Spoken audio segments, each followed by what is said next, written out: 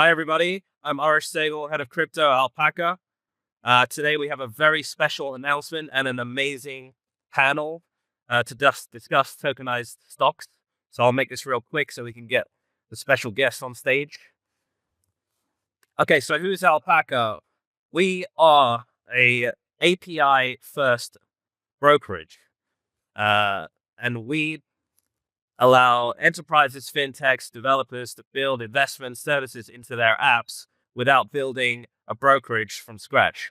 And what does that look like? We have on one side a self-clearing broker-dealer clearing at the DTCC, SEC registered. And on the left side, we have a crypto exchange fully licensed in the US and globally. And we connect all the rails together. So we offer all these different asset classes. We're a multi-asset brokerage. But importantly, we're API first. We're very well known for our API. So it's no surprise that we have some of the best tokenizers using us as the custodian and executing broker for the tokenized shares. We have over 6 million accounts, brokerage accounts, 280 client firms using Alpaca in over 40 countries. We've had great success, especially this last year. Growing extremely quickly, so it's no surprise here we have Ondo, xStocks, Dinari, and many others, some of whom we can't name, are actually using us under the hood. And that means that we're holding their shares at the DTCC. So if there's anyone who knows anything about tokenized stocks and how they work, and the inner plumbing, and the problems, and how we're going to bring the whole industry on chain, it's us and the few people I'm going to bring on stage today. Today, we're announcing a very special product because one thing that these guys are all telling us is that there are still critical frictions involved in bringing stocks on chain. There seems to be some kind of invisible wall between the two. It's very difficult to get your shares basically on chain. Today, there isn't a way to do that seamlessly, instantly, partly because of the T+1 settlement system, partly because these are technologies that have been developed in isolation, especially in the US. Today, we're changing all of that with the Instant Tokenization Network. We allow participants to instantly mint their shares, their traditional shares, into tokenized versions through the ITN network. So as you can see on the right-hand side, we have market participants, some of the largest market makers in the world, who are launch customers of ours. And then on the left side, token issuers, also the largest in the world. And together we comprise the vast majority of the tokenized stocks industry. And today we're announcing that you can now tokenize your stocks instantly, going between your traditional share and the token and back again. So you can redeem as well. This is going to be a drastic transformation for the industry. It's a foundational technology for everyone to build on top of. On top of this, you're going to have now loan protocols and prime brokers who can take tokenized stocks as collateral and have the confidence that they can liquidate those in the TradFi markets 24/7. So you can understand how this is a revolutionary concept for the industry. I'll pause there and bring on our special guests, Ondo, Dinari, xStocks, and DRW. The first thing I want to cover here is why there are so many different versions of tokenized stocks. And it's our belief at Alpaca that there's a reason for all of them. And there will be niches that open up and the people cater to these niches. Can you tell us, each of you, what specifically makes your version of tokenized stocks unique? Starting with Roberto. Pact Finance was incorporated looking at the stablecoin industry. Basically, we wanted to create a product that would be permissionless, that would be fully backed by the underlying, but that would also be fully compliant, such as the Circle stablecoin, I would say. And it was very hard to combine all these three properties. I think we managed to do that. So we have a fully compliant product that is regulated in Europe, permissionless and fully backed. I think in that sense, it ticks all the boxes. Yeah, I mean, I think we generally agree with Backed. A lot of those properties are the most important things about tokenized equities. For us, the reason that we felt we needed to still innovate in the space was really largely around liquidity. I think when you're allocating capital, it's important for you to know that there's going to be enough liquidity on the way in, but it's even more important to know that there's going to be enough liquidity on the way out. And really, the only way to do that is to prove to the market that you can handle large volumes without any kind of slippage. I think the market speaks for itself, right? Our liquidity model with instant minting and redemption is just much more capital efficient. So the fees are zero, the slippage is zero. We've handled trades up to like $1 million. And I think when you look at a lot of the users of tokenized equities today, a lot of them are whales and they want large allocations and they can't be sitting there doing it, $100 at a time. So it's all about liquidity for us. DRW overall is a principal trading firm. We provide liquidity across different instruments and across different platforms. So we work with a number of these partners on the stage in order to be able to provide the best prices possible. So at Dinari, we focus primarily on what does the token that you are buying actually mean? There's different models of this, and Arush, to your point, that could end up having different use cases. But our focus is to have a token that is a digital twin of the backing security. So I think a lot of people, when they buy tokenized stock, there's maybe a perception that what you're buying is essentially the stock itself. And in our model, we preserve the economic rights over that stock and a lot of the benefits of being a shareholder in that stock. So, things like cash dividends, things like buying and selling through to the traditional market where you have the liquidity depth that you need in order to, get NBBO pricing and, good trade execution. So we've prioritized this model where, we say, okay, securities laws exist. We're gonna build something that is complies with those laws and give you as a token holder all the benefits that you want from actually holding the security. Okay, I want to start asking some dicey questions now. All right, we were talking backstage how this is kind of like the UN because typically you guys are all competitors in a way, so it was very difficult to get you all on stage together. So thanks for turning up. But let's start with the competition between TradFi and DeFi. So Sam, DRW, with your experience working in, the suit and tie space, these tokens obviously trade 24/7. We trade on the weekends. Yeah. This is the first time we've seen real price discovery happening when markets are closed. Let's say I'm a risk manager in Wall Street and I'm trading other people's other people's money. Do I have a fiduciary responsibility to be active on the weekends now? Because the crypto degens have forced Wall Street to get out of bed and to work on the weekends now. So setting aside for a moment the word fiduciary responsibility, I think you're going to go out of business if you don't actually trade on the weekends. Taking a step back, any well-functioning market needs two things: liquidity providers and liquidity takers, traders.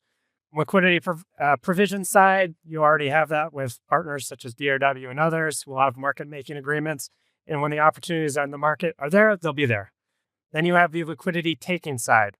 Retail has already well demonstrated that they actively want to trade on the weekends.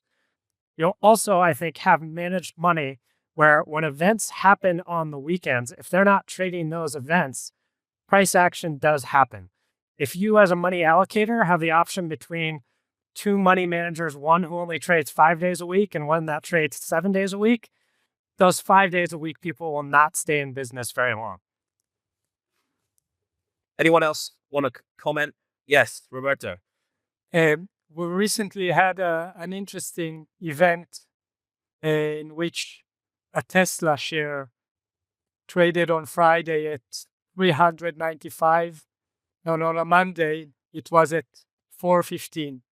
And the liquidity on-chain of this asset reached a stage where you could see how price discovery evolved during the weekend. Then we could see how our market makers were changing the price during the weekend to reflect that. So this is starting. I agree, it depends on in sufficient liquidity. Liquidity is key, but when sufficient liquidity exists, price discovery will happen on the weekend. Absolutely. We're seeing the markets reach efficiency very quickly too. I remember when we first started talking on July 31st when xStocks launched, the spreads were quite wide on the weekends. And as we've been developing these conversations with market makers, the prices that have compressed, like the spreads have compressed, even just in the last couple of months. Yeah, but I mean, try trading $20,000, right? Like it still moves those markets quite a bit, right? Yeah. I think our outlook on it is basically that the 24/7 market and the like on-chain native like AMM market is going to take potentially years to reach that level of maturity. And so, for us, really our priority is like getting people access as opposed to, building the ideal efficient market discovery mechanism. Obviously the efficient market discovery mechanism is really cool and someday that will take shape. But I think for us, our perspective is that it's better to prioritize the needs of the users today, if possible, instead of like sitting there and hoping that LPs will deposit into the pools, right? I think there are also very different norms based on the asset class. For example, FX markets, precious metals markets, those are pretty much already 24, 23.5 by 6 markets. So you're just continuously moving that needle over. And I don't think it will be a giant jump to eventually get to 24 by 7. We probably need fiat US dollar rails to operate 24/7. 100%. Settlement. Yeah. 100%. That probably is a blocker. Will tokenized stocks price feeds become the de facto price feeds for derivatives, for 24/7 derivatives, like equity perps, like CFDs on the tokenized stocks? I think you start to leg into that first by weekend and holidays, right? If you have CFDs and you're looking for what those CFDs should be based against, then I think the obvious was where's the most liquidity? And then when you start to go down that path, tokenized equities make a lot of sense. Not to go too in the weeds, but like an interesting, I think, thought exercise is what do things like Reg NMS mean? Basically requirements from different brokers to go through the best route of execution at the best prices. And maybe there's a world in which you have a hybrid structure, Monday through Friday, you're more on traditional rails, at least in the near term. And then weekends and holidays, when those traditional rails are not operating, your best price is arguably going to be in the tokenized equity space. I think you are absolutely right about that. That's kind of I think there's this world today, and then there's this world that a lot of us in the space like to talk about that it could be a year from now or 3 years from now or 5 years from now. But there's this entire universe that occurs between those 2 points where regardless of how much liquidity, we kind of have on chain, the big market is not on chain, and the liquidity is orders of magnitude higher out there. And so I think that's the model that when we look at this, that's what we see is this, this gradual pulling of liquidity on chain. But Reg NMS is very important to that. Execution is very important to that. And kind of unifying these two worlds in a way that makes sense is, I think, going to be the critical path. Great.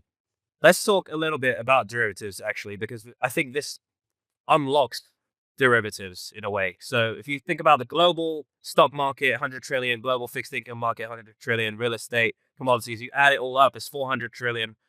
With derivatives, it's 900 trillion. So it's the vast majority of trading flow and liquidity. So these derivatives markets are probably going to be bigger than tokenized stocks. So do you, Matt, do you have anything like special coming down the line with regards to derivatives? I mean, it's definitely top of mind for us. I think a big part of the reason why we landed on the model that we did is because it has both liquidity and permissionlessness, and the ability to use assets within DeFi is like kind of, in my mind, the goal that we're all solving for here. So step one is going to be borrow lend markets, right? You should expect to see that in the very near future, like on the week to 2 week horizon from Ondo. And then going forward, I think, that gets you access to like a little bit of margin, right? Going forward, I think you're going to start to see more complex asset classes, things like options coming on chain. And with our liquidity model, you can do that, but like you could never do that on an AMM, right? And it's not just options; it could be FX, right? It could be futures. It could be, soft commodities, hard commodities. But then from there, I think really like the holy grail of a lot of this, at least on the speculative side, is going to look something like perps. And so spot is still very important for perps as a product, is a for perps as a product, because it allows you to collateralize, and capture the cash and carry trade. And I would say that keep on the lookout. Perps is very much within our roadmap. Okay, perps. I think, man, if I had a penny every time I heard equity perps at this conference, we know this is going to be huge. Okay, so let's talk a little bit about tax. This is boring, but actually very interesting.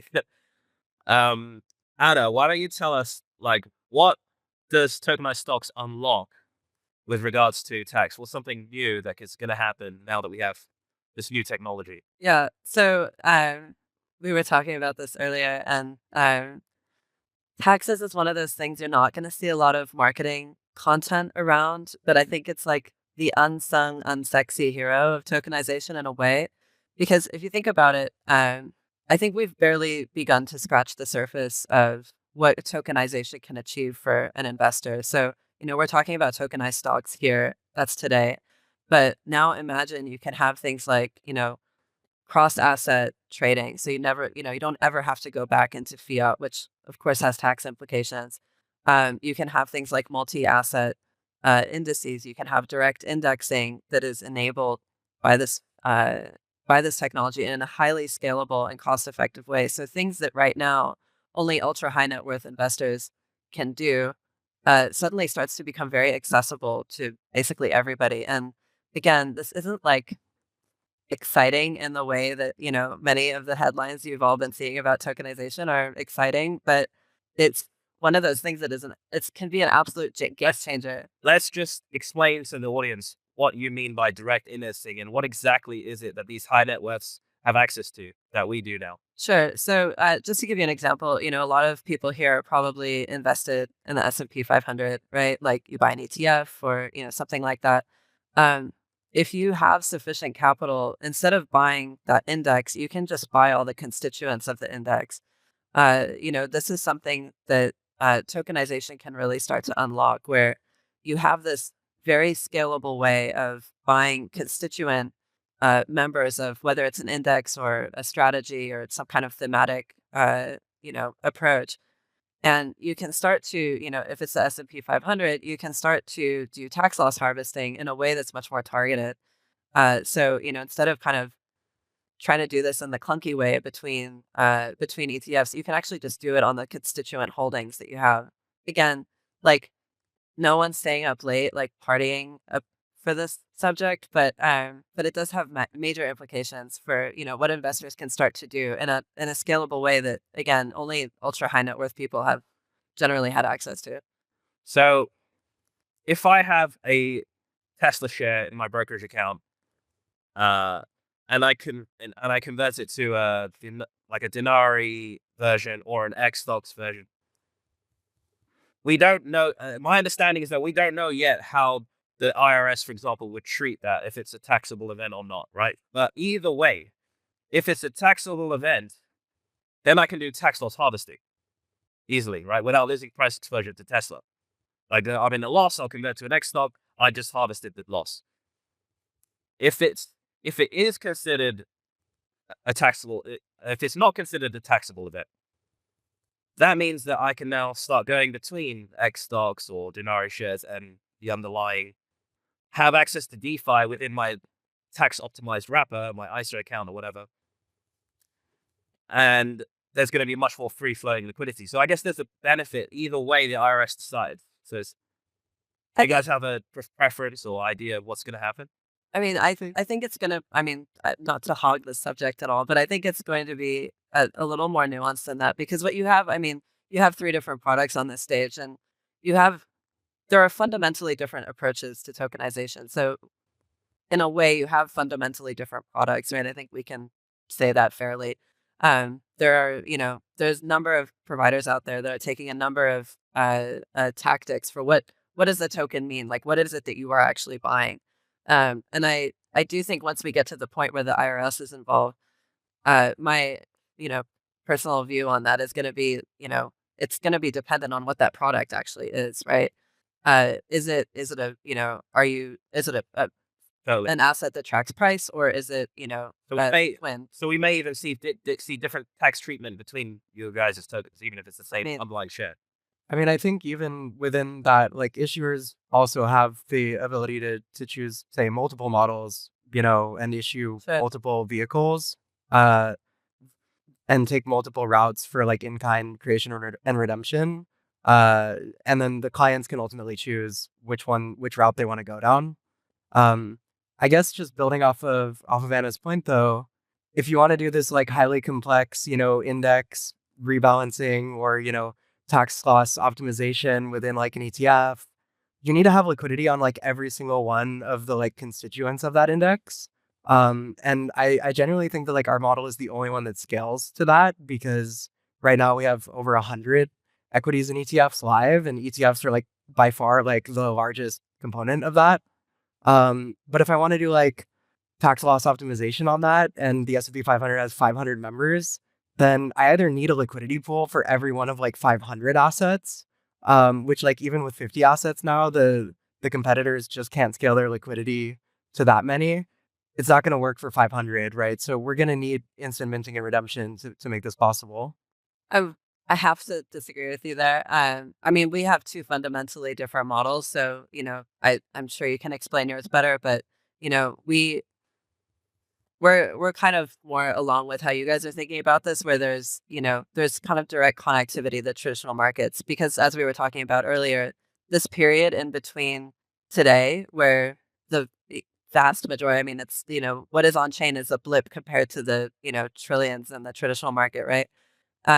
Between today and this future where on-chain liquidity is a thing, there is this interim stage. And so what we have built actually today pushes out all transactions to the traditional market so that you can get that NBBO pricing, so that you can get that liquidity depth.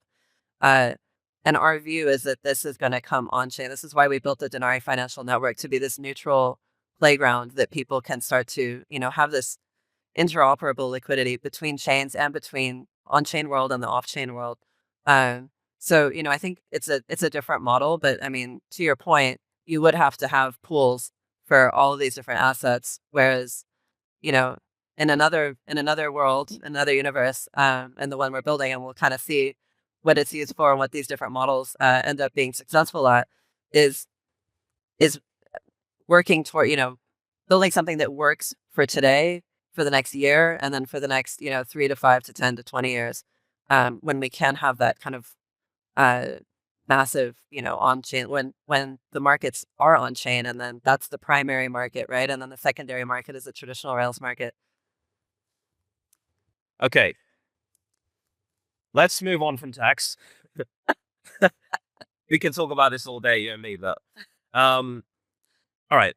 Let's talk about how different regimes are treating regulated order books versus unregulated permissionless order books, and what you guys are seeing out there. Can someone who's non-KYC trade with someone who's KYC'd? Like, what are the dynamics? How is the industry developing here? Are we going to see a bifurcation of liquidity? Basically, KYC can only trade with KYC, and then unregulated non-KYC order books will spin up permissionlessly on different chains, and they just won't mix. I mean, I'm not sure that we'll see a diversification. Basically, the liquidity is one. As long as the product is permissionless, as long as the token is permissionless, I think the stablecoin model is a good example of basically how the first step can adhere to laws of countries, so to regulation, and the second step basically attends DeFi and its needs for composability and non-KYC. At the end of the day, I also agree that we are only starting to scratch the surface of AUM. I mean, come on, tokenized stocks are what, $500 million in total?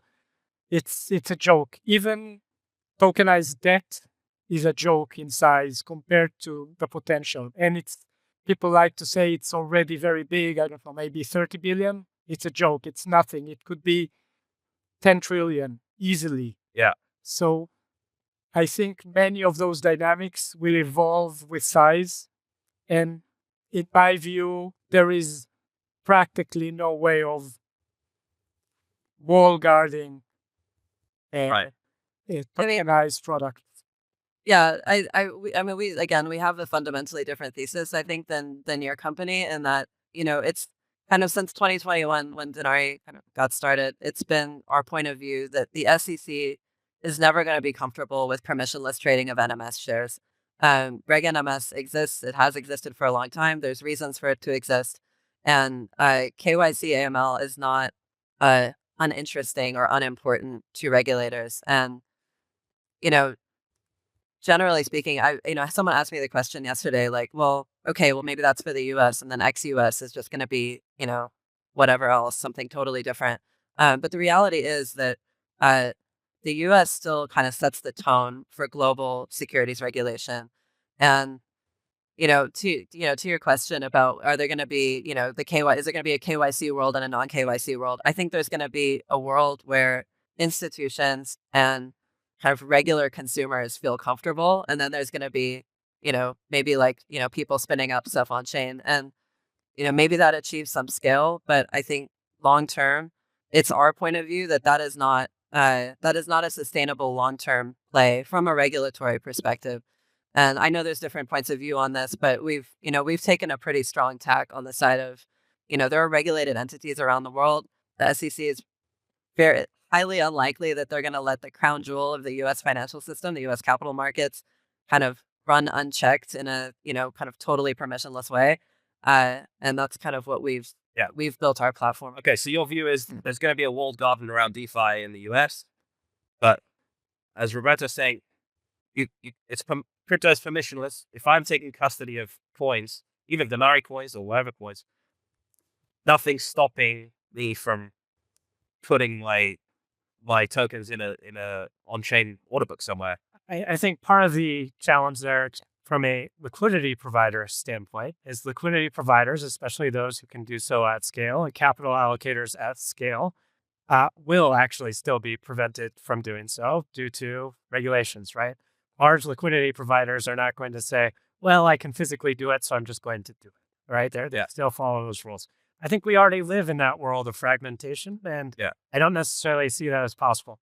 Another thing to keep in mind is if trading is truly 24/7, it's not just a US and rest of the world thing. It becomes a pretty complex question of, well, that book that's being managed from a trading standpoint needs to be able to operate 24/7, so it's probably going to be passed around geographically.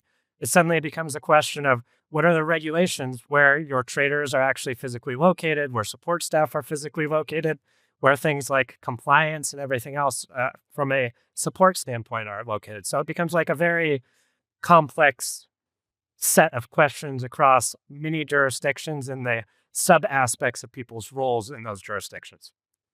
I mean, I think basically for our perspective is it's all about access, right? Like that is the point of doing all this. And there's no, we just can't wrap our heads around a reason to have such stringent restrictions on yourself as an asset issuer if you're able to not do that in a legally compliant manner. And it's like no mistake that like in 3 weeks we've generated 3 times the TVL of like all of our competitors combined, right? The ability for crypto to create these permissionless, decentralized marketplaces, I think truly is kind of like the use case. And if we're gonna start cutting our TAM and like segmenting people geographically and doing all of that because we're worried that maybe in the future there will be some kind of regulatory regime shift, then like I feel like we've kind of lost the plot, and we're better off taking a measured amount of regulatory risk that we're comfortable with and pushing the boundaries on like what's possible, the way that stablecoins did. Yeah, that's a very interesting approach. A little bit more dangerous, but I applaud you guys. Okay, so the final topic, the $1 trillion flows. Everyone's talking about trillions of dollars now, right? Coming into DeFi, but we're in the trenches. We see how this works. It's very difficult for these trillions to come on chain. What do you think is stopping the large majority of the flows? Like, I was talking to Arjun from Kraken the other day. I was like, why don't you guys ICO? Like, why you're doing a lot of noise around your IPO? Why don't you pull the rug on Wall Street on the last day and just do an ICO, right? Because you've sort of established the pricing with the market.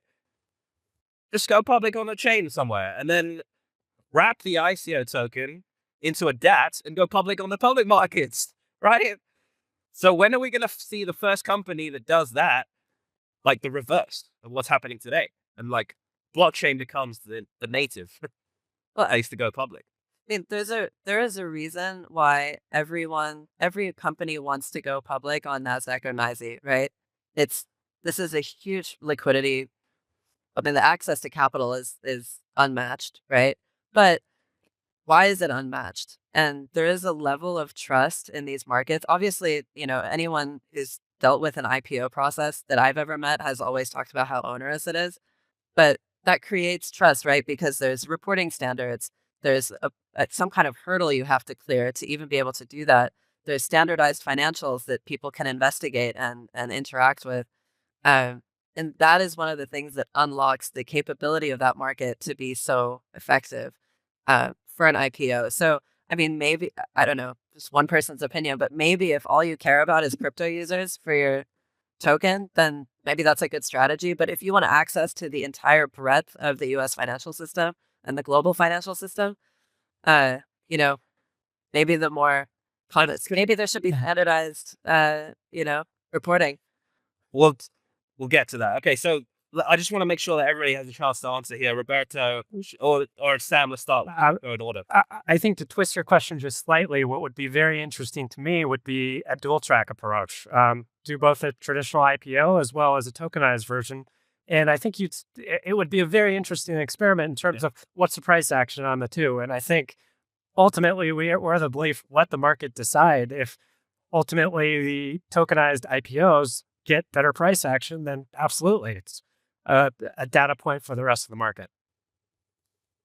Yeah, I mean, I guess we don't really feel strongly about the IPO like pricing process in and of itself.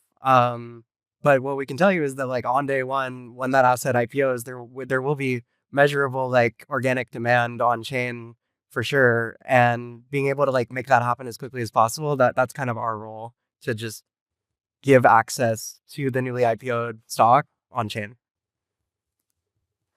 If you would take this bottle of water and open it up and turn it on upside down, the water doesn't spill all at once. There is friction.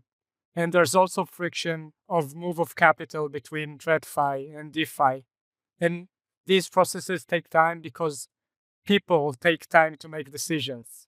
So I think we're going there. It's a generational shift.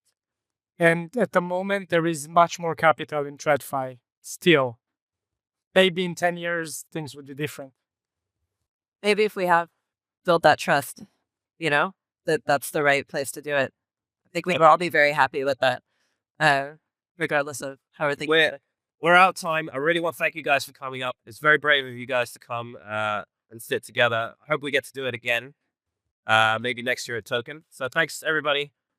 That's a wrap for us. Thank you very much.